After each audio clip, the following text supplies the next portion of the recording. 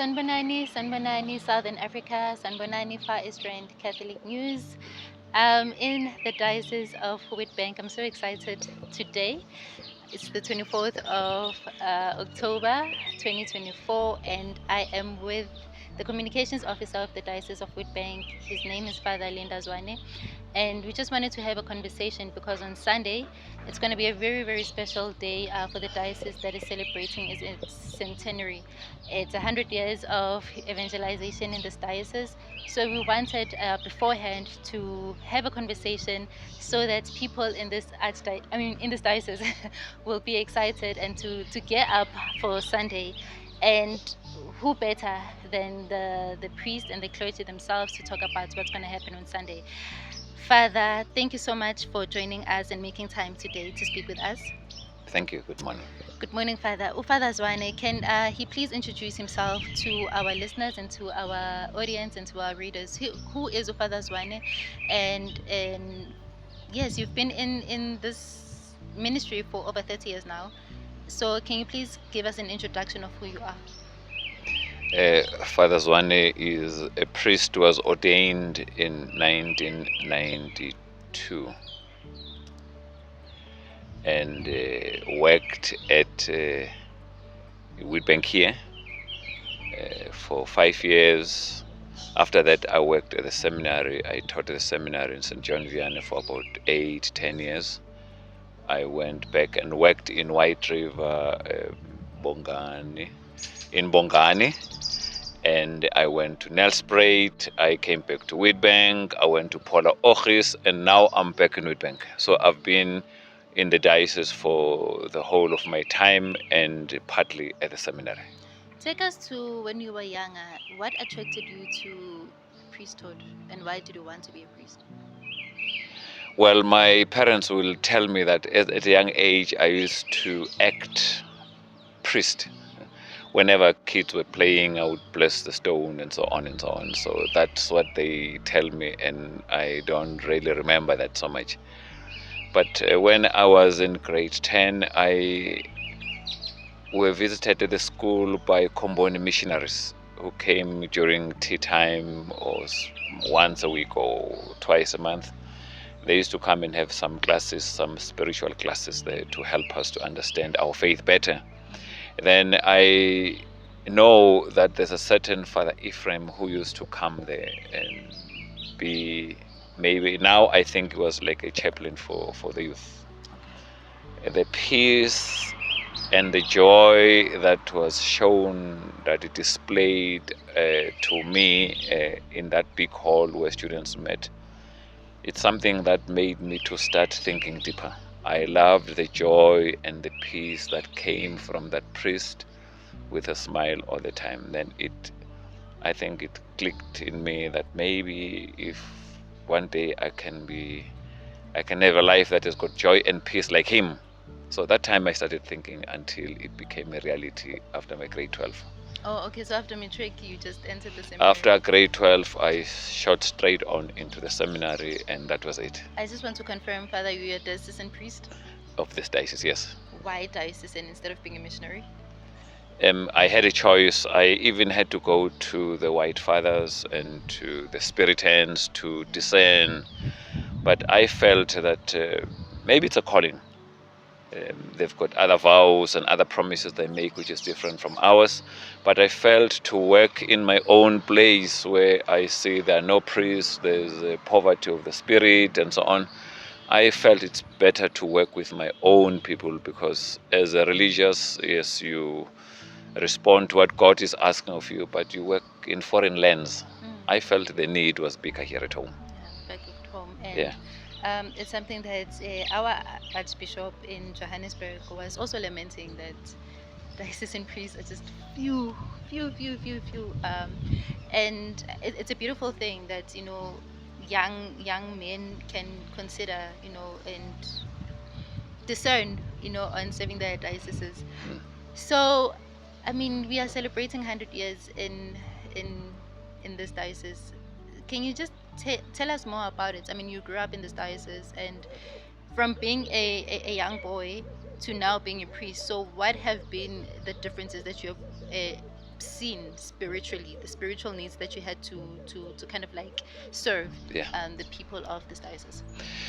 When I was, from being a young man, the diocese had missionaries who were responding to all our needs, be they educational, health, agriculture, financial. They were looking after the totality of the person.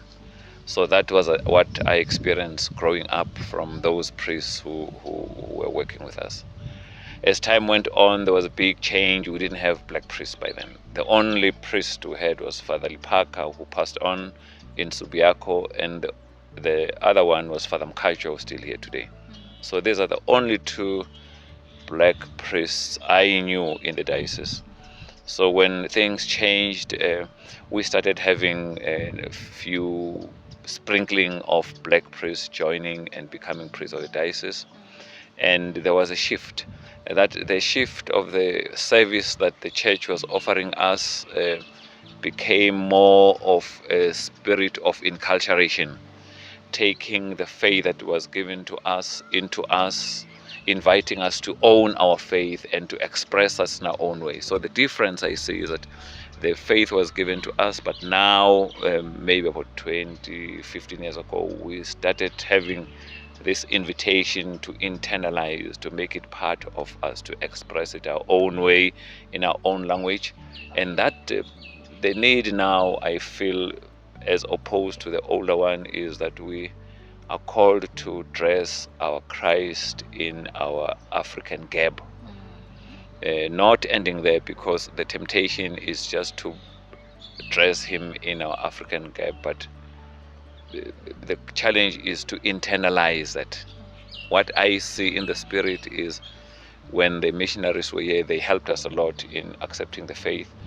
But today we have the faith, which our challenge today is to internalize. Let us own it. Let it influence our thought system, our actions, but it remains a little bit outside. Yeah. And statistically, you serve over 100,000 Catholics, according to statistics. And do you think the number of parishioners that you have, the community that you have in this diocese versus the priests and the missionaries that are there, how would you like to bridge the gap, if you feel there is one? And how can you encourage people, especially young men, to not be afraid to listen to the call of God, to bridge the gap? Yeah, the first question is, the 100,000 is nominal. I don't know the real figures, because you have parishes with big numbers in the book, but when you come to church on Sundays, especially the youth, they are not that many. So there's a big challenge there that we need to look at. The other part maybe will be the leadership you talk about. We used to complain before that we've got churches and sermons and masses that we don't even understand, and that are not inculturated, or they don't speak the same language you speak. Maybe today, what I can say, in order to bridge the gap, this diocese has got about 14 diocese priests, and was still being assisted by the apostles and the combonis and the CMMs and so on and so on. So we for our parishioners or people of the diocese to have a faith and a message that resonates with their experiences, their difficulties and challenges, we need people from this area, people who know the language and the background and the history. Yes, without that, the diocese will still be limping and relying on people from outside, which is a good thing, because it also reminds us that we are a universal church. We shouldn't be so local that we forget it, but to address the needs of the people who need more young people to come up and join this business. Yes, this business. I mean, over 30 years of being a priest, how has it challenged your personal relationship with God? How has it elevated it with God? So, apart from the pastoral work that you've been doing, how has priesthood brought you closer to God, and what have been some of the challenges that you feel like I can't believe I passed through that phase in my life? There's a song which says, Namhla Nkosi ngiyamangala. When I look back, I am really surprised.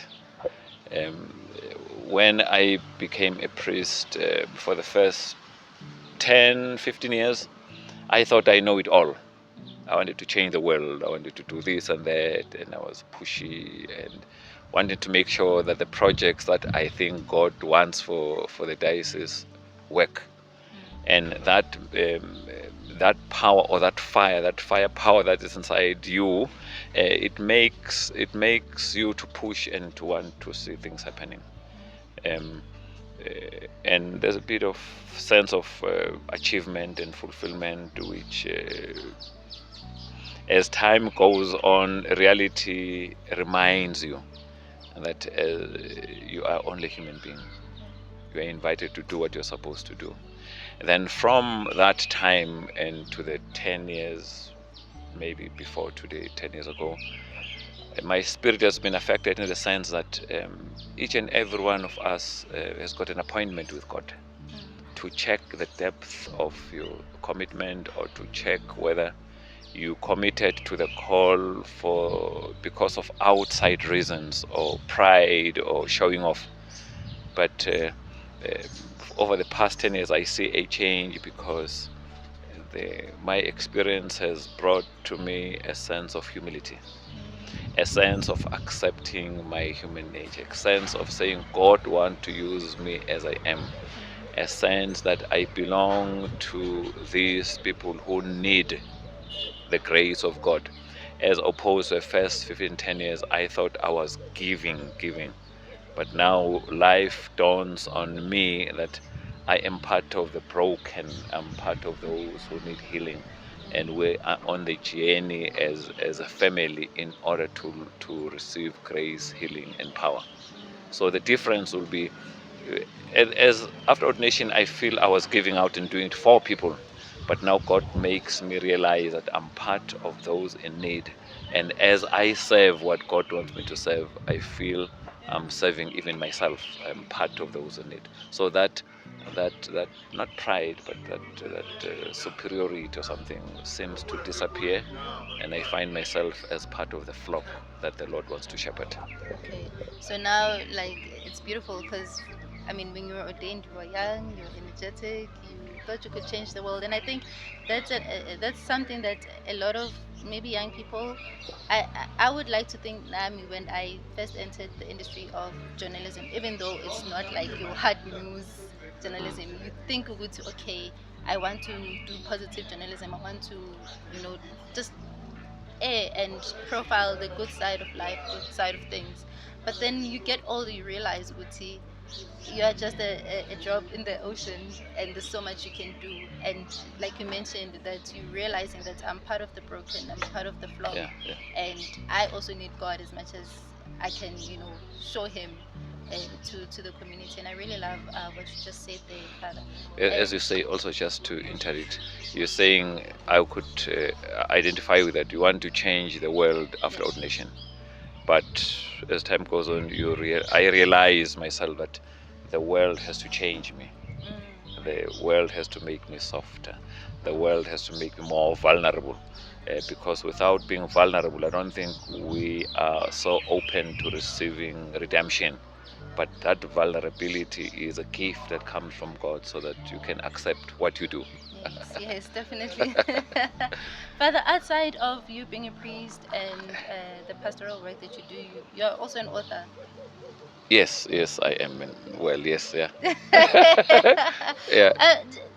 Please tell us about the book that you wrote, and how has it shaped, through the process of you being an author. I mean, a few weeks ago, I was also interviewing a fellow priest who was also an author, and I loved his story that COVID-19 has sparked that interest for him to write a book. And I think, for me, the relevance of still telling stories through books, even though people say South Africans don't read, it is the two that read.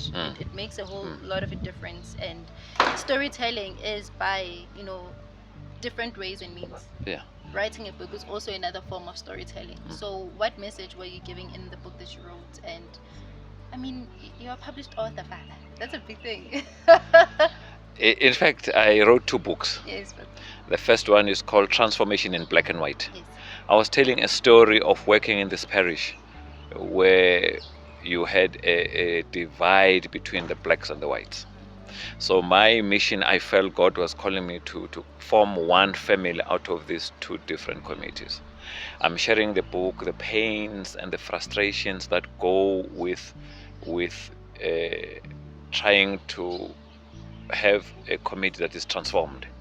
The betrayal, the love, all the pain that goes with it. That was the first book, and I was telling people in South Africa that being such a divided society, when we try to bring transformation or a family spirit among those different groups, expect these painful moments that will happen to you. That was the first one. The second one is called A Call Within a Call. In my priesthood, I was reflecting that as I join in priesthood, there will be moments when God will ask an appointment with you as a person. God will say to you, you've been saying and doing these things, but do you really believe in them? Are you passionate about them? Is it your personal call? And normally in many different areas it comes with cancer, divorce, all these problems, unemployment, and so on and so on. That I was saying to people, when you go through that time, maybe God has given you a call to be whatever, a teacher, whatever, but God wants you to deepen that relationship with those moments where you meet up with frustrations and problems. Maybe God is saying, I want your roots to be deeper. I want a deeper commitment. I want you to start a new page. I've got an appointment with you. And those pains and frustrations come because God loves us. He doesn't want us to be lost. That's why He brings us together through those moments. So I'm encouraging everybody going through whatever difficulties that maybe it's an appointment. God is trying to collect us and bring us closer How to Him. can people get the book? Where is it available? Well, it's in online, Catholic online. Catholic Online. Yeah, you can get it in that space. So yeah, Catholic Online, guys, let's get the book and read it. Books. Yeah. And read them. Yeah. And I just want to now go back to the centenary celebration now, and it's a big thing. Very, very, Very big. big, very big for very us, big yeah. thing. And so, what can people expect in this diocese when it comes to the celebration? Who will come? Who are the guests that you've invited? The bishops that are gonna come? So, like, Khalelisa as Father, what's gonna happen on Sunday? I must market the event. Market the event. We will be starting at 10 o'clock Yeah. at the Civic Theatre down the road. The Civic Theatre is big. So we asked for that venue because it could accommodate a lot of people. Our Cardinal Brislin will be here. Bishop Stenberger Spuka, we hope will be here. And we expect maybe 3 or 4 more bishops to come and join us in this big celebration. We expect the Comboni missionaries, because this is their baby. They're provincial and all the priests, we expect them to be here. They've got no excuse in this, for they started the whole thing. And we expect all the priests of the diocese and the religious and everybody in the diocese to congregate here, so that together we can enjoy and celebrate these 100 years when the faith was given to us. We expect the choir of the diocese will be there. We expect the Children of Mary, I hope and I believe they're going to be doing the Gloria. And we will have Mass from 10 until 12:30. Then we'll have speeches of those who are guests for us, who are gracing the occasion.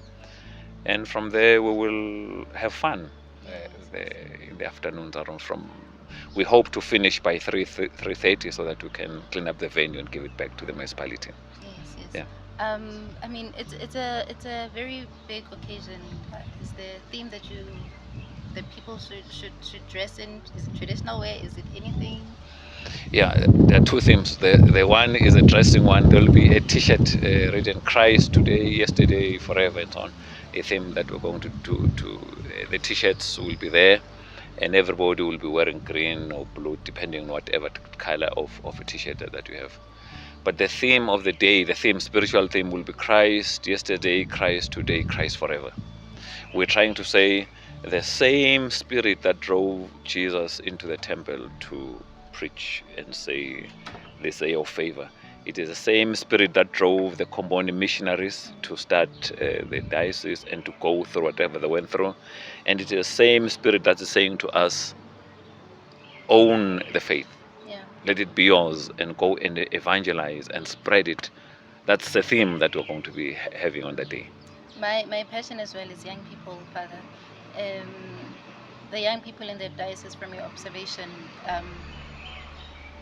how are they receiving the faith? How are they responding to the faith? Do you think the diocese here at Kaya is creating programs, encouraging your priests and your clergy and your PPCs to accommodate the youth?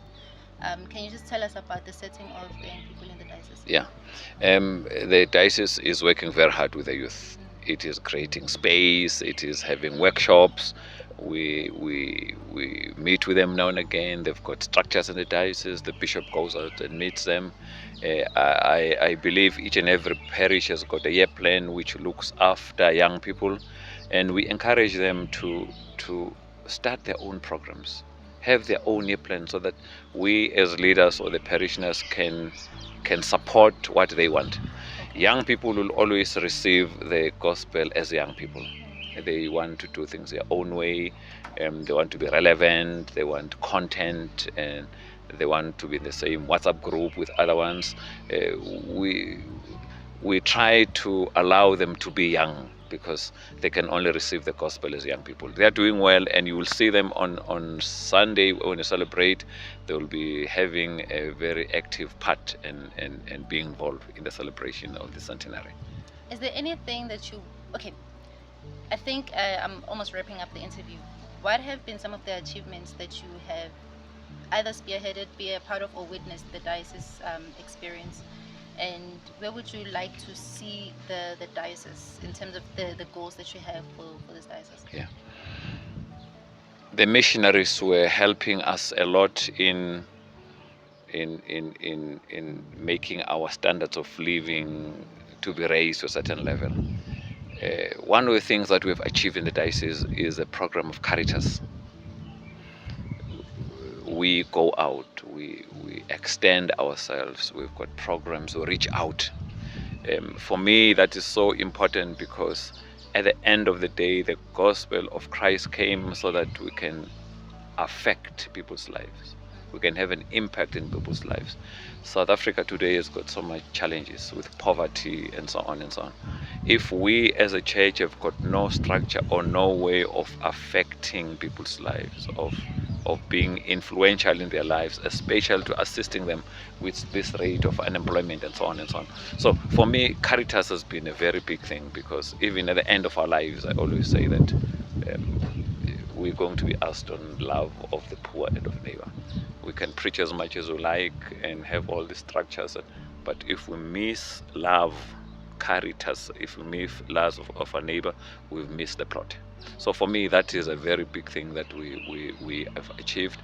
The other one will be, I would like to see the diocese in 15 years' time with more local priests.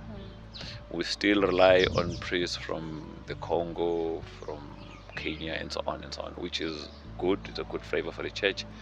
But we need our young people to start accepting, taking responsibility. Saying this also a different way of life. God might be knocking, might be calling. I would love to see a church with its own leadership, 90%. I know it will take time because of the lack of families, the lack of encouragement. I don't know. But that's my wish for the diocese, to have its own local clergy and sisters and so on.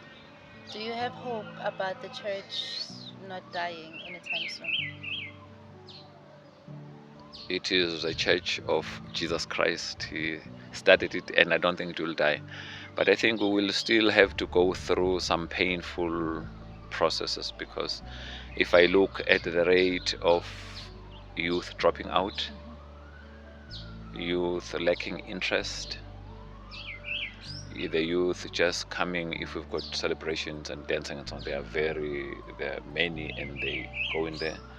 But once you start talking things of the Spirit, talking the tough stuff, I don't know, maybe we need to have a different language, but I'm worried about the number of youth who get confirmed or become youth members of the groups, and after some time they just disappear. So it's a big worry. What is it we can do? I don't know, but it's a worry. Yeah. And it's true.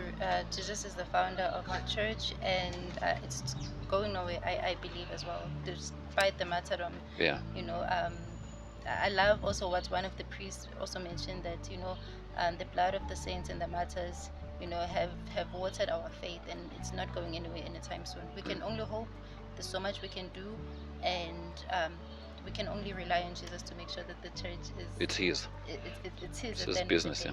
The last question I have for you, Father, is what is your message to the Diocese of Witbank, all the Catholics, not just Witbank? Let's not limit it to Witbank. Let's just take it to Southern Africa. What is your message to Catholics in Southern Africa? This is your platform. This is your big stage. What is it that you would like them to carry with them to hold on to their faith? We coming of age. We are owners of the church now. We have reached a stage where we look back and be grateful to God. My message will be, for the church to grow, we need to be joyful Christians. The sign of a Christian is a joy that we show.